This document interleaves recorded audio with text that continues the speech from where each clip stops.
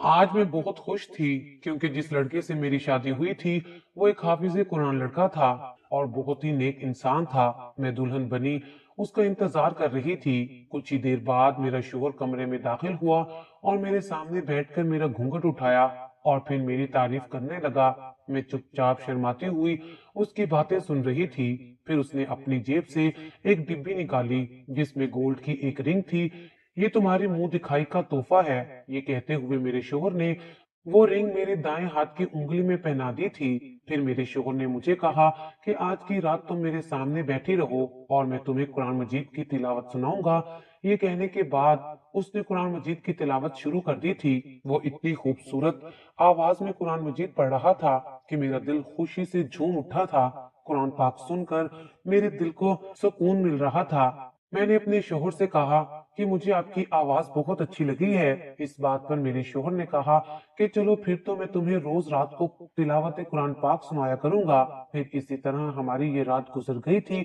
सुबह मेरा शोहर अपने हाथों से मुझे चूड़ियां पहना रहा था कि मेरी सास और उसकी बहन दोनों हमारे कमरे में आ गईं और गुस्से से मेरे शोहर को कहने लगी, तेरे साथ धोखा हुआ है, तेरी बीवी बदकिरदार लड़की है, शादी से पहले इसका किसी लड़के के साथ चक्कर था। मुझे सारी हकीकत का पता चल गया है, इसको अभी यहाँ से निकालो। हमारे खानदान में कोई ऐसी औरत नहीं आई है और इसको क्या लगा था कि किसी को कुछ पता नहीं चलेगा, ये कवारी नहीं है।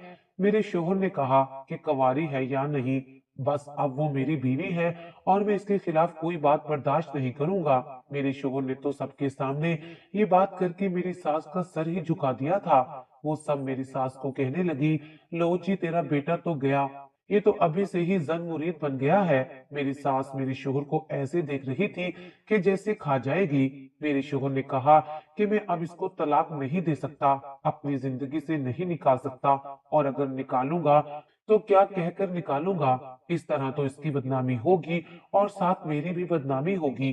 जिंदगी मैंने इसके साथ गुजारनी है, आप लोगों ने नहीं। किसी पर तोहमत लगाना बहुत बड़ा गुनाह होता है। मेरी सास ने कहा कि अब कहाँ गई तेरी पीरी मुरीदी, तू तो बड़ा आलिम दीन बना फिरता था। मेरी सास तो चुप नहीं हो रही थी। मुझे पता था कि अब मेरे साथ क्या होने वाला है। मेरे शोहर ने मुझे कोई न कोई बात जरूर सुनानी थी, लेकिन जब वो मेरे कमरे में आया तो उसने मुझे ऐसी बात की कि मेरे कदमों तले से जमीन निकल गई। मेरा नाम आफिया है, मैं अपने खानदान की सबसे ज्यादा खूबसूरत लड़की थी। मुझे एक मंजूर नामी लड़के से मोहब्बत हो गई। हम दोनों समाजी राब्ते की वेबसाइट पर एक दूसरे के दोस्त बने और फिर 2-3 दिन के अंदर ही एक दूसरे के बहुत करीब आ गए थे। हमारी पहले दोस्ती हुई और फिर ये दोस्ती मोहब्बत में बदल गई थी। मोहब्बत जब आपको पहली दफा होती है तो उसका असर बहुत ज्यादा होता है। हम दोनों के साथ भी यही मामला था। फिर एक दिन हमने सोचा कि काश हम मिल पाते। तब मंजूर ने कहा कि क्यों नहीं मिल सकते, बस तुम थोड़ी सी हिम्मत करो तो हम मिल सकते हैं। फिर हमने मुलाकातें भी शुरू कर दी। मैं यहाँ से घर वालों से कहती कि मैं बाजार जा रही हूँ और उधर से वो भी बाजार आ जाता। कभी मैं कहती कि मैं अपनी दोस्त के घर जा रही हूँ। इसी बहाने हम दोनों एक दूसरे को मिलने लगे थे, चलने फिरने भी लगे, सैर भी करने लगे। और फिर एक दिन ऐसा आया कि हम दोनों हर हद पार कर गए। हम दोनों एक होटल में चले गए। होटल मंजूर के दोस्त का था, वरना ऐसे आप किसी होटल में जाओ तो वो आपसे निकाहनामा या फिर शनाख्ती कार्ड वगैरह जरूर मांगते हैं, लेकिन वो उसके दोस्त का था। और फिर मैं जब घर वापस आई तो घर वालों ने मेरे लिए एक रिश्ता तलाश कर लिया था। वो लड़का कौन था मैं उसको जानती तो नहीं थी, लेकिन मैंने उसके बारे में सुना था। उसका नाम जफर था और ये बच्चों को कुरान मजीद की तालीम दिया करता था। वो खुद हाफिज कुरान था और मस्जिद में आजान भी देता था। ये सिर्फ लड़कियों को ही हिफ्ज करवाता था क्योंकि ये घर घर जाता था और कुछ लड़कियां इसके घर भी आया करती थी। यानी पूरे मोहल्ले में इसकी बहुत इज्जत थी। मगर मैं तो मंजूर से मोहब्बत करती थी, तो फिर मैं उसके साथ शादी कैसे कर सकती थी। मैंने घर वालों को अपनी मर्जी बताने से पहले मंजूर को कहा कि अभी तो सिर्फ रिश्ता आया है, तुम जल्दी जल्दी अपना रिश्ता भेज दो। जब घर वाले मुझसे दोनों के बारे में पूछेंगे तो मैं तुम्हें सिलेक्ट कर लूंगी, क्योंकि मंजूर ने कहा था कि उसका घर भी अच्छा है। उसके बड़े भाई बाहर के मुल्क में होते होते हैं और उसके अब्बू की पेंशन भी आती है और वो सबसे छोटा बेटा है। लेकिन उसने ऐसी बात की कि मैं हैरान रह गई। उसने कहा कि हम लोग तो अपनी जात से बाहर शादी नहीं करते। मैंने कहा कि तुम मेरे साथ मजाक कर रहे हो। उसने कहा कि मजाक नहीं कर रहा, मेरी शादी तो बचपन में ही मेरी एक कजन के साथ तय हो चुकी थी। मैंने कहा कि फिर मेरे साथ इतनी दोस्ती क्यों की, मुझसे झूठे मोहब्बत के दावे क्यों किए। उसने कहा कि मोहब्बत तो ऐसी ही होती है, लेकिन मैं शादी तुमसे नहीं कर सकता। ये तो वही बात थी कि वो मुझसे जान छुड़वाना चाहता था। मैं उसके आगे बहुत रोई। मैंने उसे हर तरह से मनाने की कोशिश की थी, बस वो मुझसे किसी तरह शादी कर ले, लेकिन वो इनकार करता रहा। फिर हमारा झगड़ा हो गया और फिर उसने मेरे साथ सारे राब्ते खत्म कर दिए। मैं बुरी तरह से टूट गई थी। घर वालों ने जब कहा कि तुम्हारी शादी तय करनी है, तो मैंने भी गुस्से में कह दिया कि हाँ कर दें, और मेरी शादी उसी मौलवी के साथ तय हो गई। उसका नाम जफर था। हमारी शादी हो गई और आज हमारी शादी की पहली रात थी, जब अगले दिन ही तमाशा बन गया। अब वो अपनी माँ की बातें सुनकर मेरे पास आया था। उसने आकर कोई अच्छी बात तो कहनी नहीं थी, लेकिन जब मेरे कमरे में आया तो उसने मुझसे कुछ भी नहीं कहा। उसने कहा कि तुम नहा धोकर फ्रेश हो जाओ और अच्छा सा सूट पहन लो। मैंने कहा कि मुझे आपसे कोई जरूरी बात करनी है। उसने कहा कि कोई जरूरत नहीं है जरूरी बात करने की। जो कुछ तुम मुझे कहना चाहती थी वो मुझे पहले ही पता चल गया था, लेकिन मैं बुरा इंसान नहीं हूँ। तुम एक जवान और खूबसूरत लड़की हो। तुम्हारी जैसी लड़की कोई भी अक्लमंद आदमी अपनी बातों में लगा सकता है, लेकिन अगर किस्मत ने तुम्हें मेरे साथ लिखा है तो फिर इसके पीछे कोई बहुत बड़ी मसलिहत होगी। इसलिए मुझे इस मामले पे कोई बात नहीं करनी। मैंने अपने शोर को अजीब सी नजरों से देखा था। मैं तो उसे अपने ऊपर मुसल्लत समझ रही थी, लेकिन शायद वो एक अच्छा हमसफर बन सकता था। फिर मंजूर ने मेरे साथ क्या किया था। मैंने उसे अपनी जिंदगी में शामिल करना चाहा और उसने मुझे अपनी जिंदगी से निकाल दिया। मैंने उसके बाद से मंजूर का ख्याल भी अपने दिल में नहीं आने दिया और अपने शोर को दिल से कबूल कर लिया, और वो मुझसे थोड़ा दूर दूर रहता था। शायद उसे ये बात कबूल करने में थोड़ा वक्त चाहिए था और मैं उसको वक्त देने को तैयार थी। उसके घर वालों में मेरी कोई इज्जत नहीं थी, पर मेरी अम्मी ने कहा था कि दुल्हन सोने की भी बन जाए, मगर उसके ससुराल वाले उसकी कदर नहीं करते। तुम अपने शोर के दिल में जगह बनाओ तो फिर तुम्हारी जिंदगी आसान हो जाएगी। मैंने अपना दिल अब अपने घर की तरफ लगाना शुरू कर दिया था। मुझे किसी बात की कोई परवाह नहीं थी। मंजूर भी उसी मोहल्ले में रहता था। उसकी खबर मुझ तक पहुंच जाती थी। लेकिन मेरी एक दोस्त थी, वो हम दोनों के बारे में सब जानती थी। मेरी ये दोस्त काफी भरोसे वाली थी। मुझे इस बात का कोई मसला नहीं था कि ये किसी और को बता देगी, लेकिन उसने मुझे बताया कि मंजूर ने तुमसे झूठ बोला है, उसकी शादी कहीं भी तय नहीं हुई है, वो तुम्हें इस्तेमाल कर रहा था। मैंने कहा कि मेरे साथ उसने बहुत बुरा किया है, लेकिन किस्मत ने मेरे साथ अच्छा किया है कि मुझे एक अच्छा शोहर मिल गया है, जिसने सब कुछ जानते हुए भी मुझे कबूल कर लिया। और मेरी दोस्त ने कहा कि तुम कभी अपने शोहर को मंजूर के बारे में मत बताना, मर्द को इतना भी नहीं आजमाते। मैंने कहा कि नहीं नहीं, मैं उसे ये कभी नहीं बताऊंगी।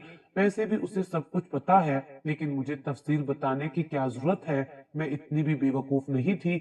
मेरी जिंदगी सुकून से गुजर रही थी। मेरा शोहर रोज रात को मुझे तिलावत कुरान पाक भी सुनाता था, मगर मेरी एक नंद भी थी जिसका रवैया मुझे हमेशा से ही बहुत अजीब लगता था। अगर मेरा शोहर पानी मांग रहा होता तो वो उसे पानी तक नहीं देती थी, वो बस चुपचाप और खामोश रहती। अगर मेरी सास मुझसे लड़ाई झगड़ा करती, वो तब भी बीच में नहीं बोलती थी, जबकि तब तो उसे बोलना चाहिए था। बस वो पूरा दिन घर के काम करती या फिर अपने कमरे में बैठी रहती। मेरी सास भी उसका जिक्र तक नहीं करती थी। ऐसे लगता था कि वो औरत हमारे घर में रहती ही नहीं है, सिर्फ मैं ही उसको देख सकती थी। लेकिन वो मेरी सास के सारे काम वगैरह कर दिया करती थी और मेरे शोहर का तो नाम भी नहीं लेती थी। अगर मैं उसे कभी बुला लेती तो वो हाँ या ना में जवाब देकर खामोश हो जाती। मुझे उससे बात करने के लिए कोई बात ही नहीं मिलती थी। मैंने उससे इतना पूछा कि तुम्हारी उम्र क्या है, क्या तुम पढ़ी लिखी हो?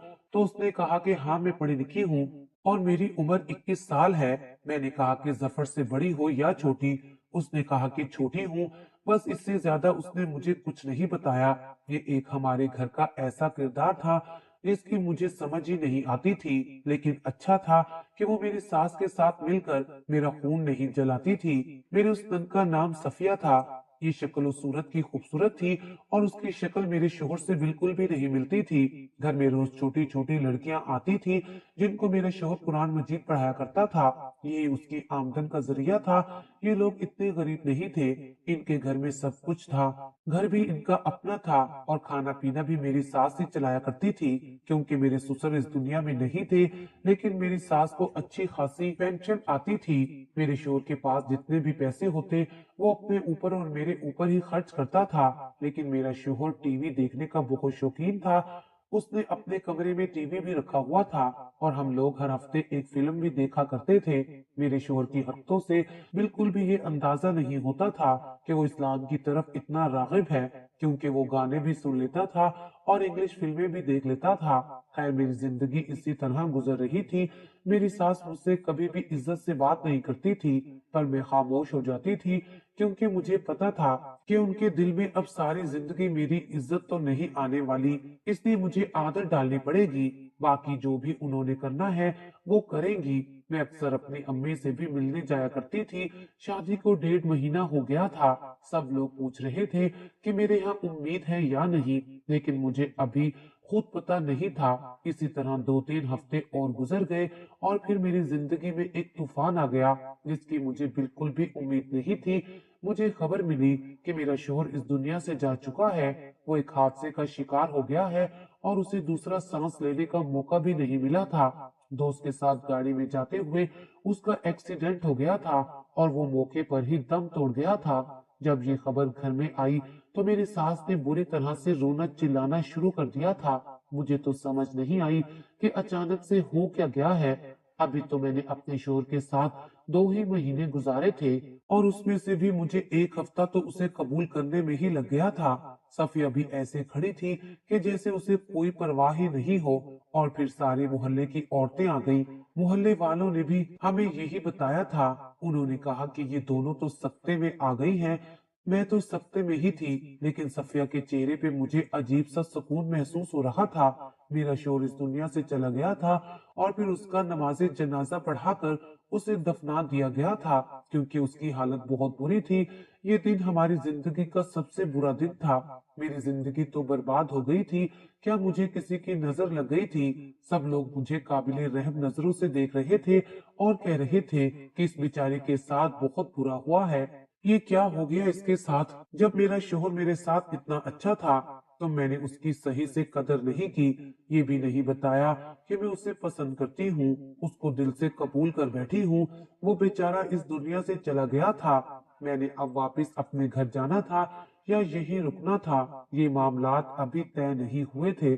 मेरी अम्मी ने कहा था कि अभी ये लोग बहुत दुख में हैं, तुम इनको तसल्ली दो। और मैं अपने घर नहीं गई थी, लेकिन जब मेरा दिल बहुत उदास होता तो मैं अपने शोहर की कब्र पर चली जाती थी। मैं एक दफा पहले गई थी और आज दूसरी दफा आई थी, लेकिन आज जब सामने का मंजर देखा तो हैरान रह गई, क्योंकि उसकी कब्र से धुआं निकल रहा था। मेरे शोहर की कब्र को देख के मेरे दिमाग में एक ही बात आई थी कि हम लोगों ने तो अगरबत्तियां नहीं लगाई थी, तो फिर ये धुआं कहाँ से उठ रहा है? और क्या कोई यहाँ पर आया था जिसने थोड़ी देर पहले अगरबत्तियां लगाई हो?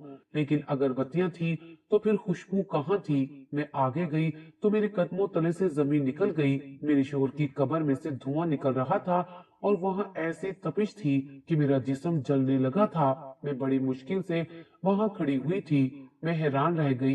ये धुआं एक तरफ से निकल रहा था। मैं बड़ी अजीब सी कैफियत में आ गई थी, जैसे आपने जिंदगी में कुछ देखने के बारे में सोचा ही ना हो और वही मंजर आपके सामने आ जाए, तो फिर आपकी हालत भी ऐसी हो जाती है जिसको आप बयान नहीं कर पाते। मैं वापस घर आ गई और अपनी सास से कहा कि मेरे साथ एक बड़ी अजीब सी बात हुई है। जब से मेरा शोहर इस दुनिया से गया था, सास का रवैया मेरे साथ जरा बेहतर हो गया था। मैंने कहा कि जफर की कब्र से धुआं निकल रहा था और वहां इतनी तपिश थी कि मुझसे खड़ा नहीं हुआ जा रहा था। मेरी सास ये बात सुनकर हैरान रह गई और ये बात सफिया ने भी सुन ली थी। मेरी सास ने कहा कि ये तू क्या कह रही है? मैंने कहा कि मैं अपनी आंखों से देखकर आई हूँ।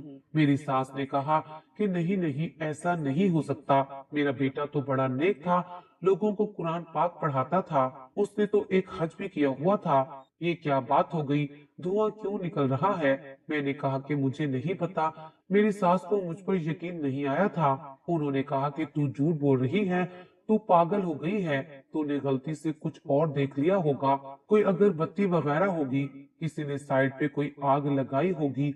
मैंने कहा कि मुझे नहीं पता, लेकिन मैंने जो देखा है वो आपको बता दिया है। मैं अगले दिन फिर से शोहर की कब्र पर गई तो फिर से यही मंजर था। अब तो मैंने अपने सर को दोनों हाथों से पकड़ लिया था। आखिर मामला क्या था? मैं बहुत परेशान थी। क्या मेरा शोहर किसी आजाब में था? उसकी जिंदगी खत्म होने के बावजूद भी उसको कोई आजाब मिल रहा था, लेकिन क्यों? उसकी तारीफ तो सारा मोहल्ला करता था। मेरी सास को भी इस बात के बारे में पता था और सफिया को भी, यानी घर वालों को पता था। सफिया इस मौजू पे कुछ नहीं बोलती थी और मेरी सास परेशान रहती थी। वो कभी कुरान ख्वानी करवाती तो कभी खुद कुरान पाक पढ़कर उसका सवाब मेरे शोहर को भेजती, ताकि अगर उसपे कोई आजाब आए तो वो खत्म हो जाए। मुझे भी यही कहती कि मैं ज्यादा से ज्यादा जिक्र क्या करूं और एक पल को भी ना बैठूं। शायद मेरे शोहर पर कोई आजाब आया हुआ है और अगर मैं इस तरह से पढ़ाई करूंगी तो सब ठीक हो जाएगा। मोहल्ले वालों को भी इस बात का पता चल गया था और ये बात फैल गई थी। लोग भी हैरान थे कि ये तो बड़ा नेक आदमी था, फिर इसने कौन सा ऐसा गुनाह किया था। लोग इसके बारे में कुछ बुरा तो नहीं कह रहे थे, लेकिन सवाल जवाब में पड़े हुए थे। एक दिन मैं इसी तरह कुरान पाक पढ़ रही थी। मैंने खाना नहीं बनाया था। मुझे सफिया ने कहा कि आकर खाना खा ले। मैंने कहा कि मैंने तो अभी खाना बनाया नहीं है, फिर खाना कहाँ से आ गया? उसने कहा कि मैंने बना दिया है। मैंने कहा कि तुम्हारा शुक्रिया, तुमने आज मेरी मदद की है। उसने कहा कि मैंने तुम्हें आज एक बात बतानी है।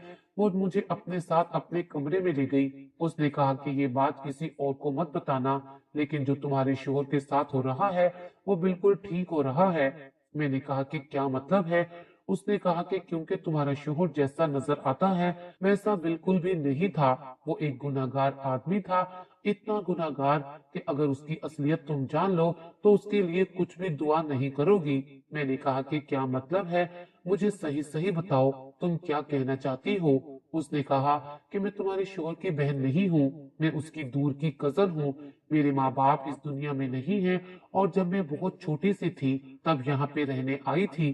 क्योंकि मेरे माँ बाप इस दुनिया से जा चुके थे, तुम्हारा शोहर मेरे मामू का बेटा है, बस मैं यहाँ आकर रहने लगी। लेकिन तुम्हारा शोहर मुझ पर बहुत गलत नजर रखता था और फिर मुझे धमकी देकर मेरे साथ गलत हरकतें करता था। जब मैंने ये बात सुनी तो मेरे कदमों तले से जमीन निकल गई। मैंने कहा कि ऐसा नहीं हो सकता। उसने कहा कि बस यही सच है और पहले तो ये बात किसी को पता नहीं थी, लेकिन फिर तुम्हारी सास को पता चल गई थी, लेकिन उन्होंने भी कुछ नहीं कहा क्योंकि मेरे साथ साथ उनके बेटे की भी बदनामी हो जानी थी। तुम्हें क्या लगता है कि वो बड़ा नेक इंसान था जिसने सोचा होगा कि कोई बात नहीं, मेरी बीवी अगर पहले किसी के साथ ताल्लुक में रह चुकी है तो मुझे कोई फर्क नहीं पड़ता। सच तो ये है कि उसने मेरे अलावा जो लड़कियां उसके पास आती थी उनके साथ भी बहुत गलत काम किए हैं, मगर उसकी किस्मत अच्छी कि कभी किसी लड़की ने अपने वालिदैन को ये बात नहीं बताई थी, क्योंकि वो उसे जान से मार देने की धमकी भी देता था। आप खुद सोचो, ऐसे मर्द को पाक साफ औरत कहाँ से मिलेगी? लोग यही समझते हैं कि लोगों ने मुझे अपने घर में पनाह दे रखी है, लेकिन यहाँ पर मेरे साथ क्या होता रहा है वो मैं ही जानती हूँ। मेरे शोहर के साथ बिल्कुल ठीक हो रहा था, उस पर ऐसा ही अजाब आना था जिसने एक मासूम लड़की को पनाह देने के बहाने उसे ऐसे हालात में रखा था। मैंने अपने घर जाने का इरादा कर लिया था। मुझे सफिया से हमदर्दी हो गई थी। तभी मैं कहूँ कि वो इस घर के किसी भी मामले में बोलते क्यों नहीं थी, क्योंकि वो इस घर को अपना घर नहीं समझती थी और फिर ये घर उसका अपना हो भी नहीं सकता था जहाँ उसके साथ रोज इतना बड़ा जुल्म होता था। मेरी सास को भी पता चल गया था कि शायद किसी ने मुझे हकीकत बताई है, लेकिन मेरी सास भी मजबूर थी क्योंकि सफिया के अलावा उसका कोई भी नहीं था। अगर वो उसके साथ भी मामलात बिगाड़ लेती तो फिर उसके बुढ़ापे में उसका साथ कौन देता? सफिया घर के सारे काम भी करती थी और खाना भी बनाती थी। अब वो लोग इसी तरह रहते हैं और मैं अपने घर में वापस आ चुकी हूँ। मेरे शोहर की कब्र से धुआं निकलना तो बंद हो गया है, लेकिन उसकी कब्र अक्सर गिर जाती है। सच कहते हैं कि अगर आप किसी पर जुल्म करें जिसका अल्लाह के सिवा और कोई ना हो, तो फिर आप اس کی بد دعا اور آہوں سے بچ نہیں سکتے۔ چاہے آپ جتنے مرضی نیک ہوں، آپ کو عبرت کا نشان بنا دیا جائے گا، اور میرے شوہر کے ساتھ بھی ایسا ہی ہوا تھا۔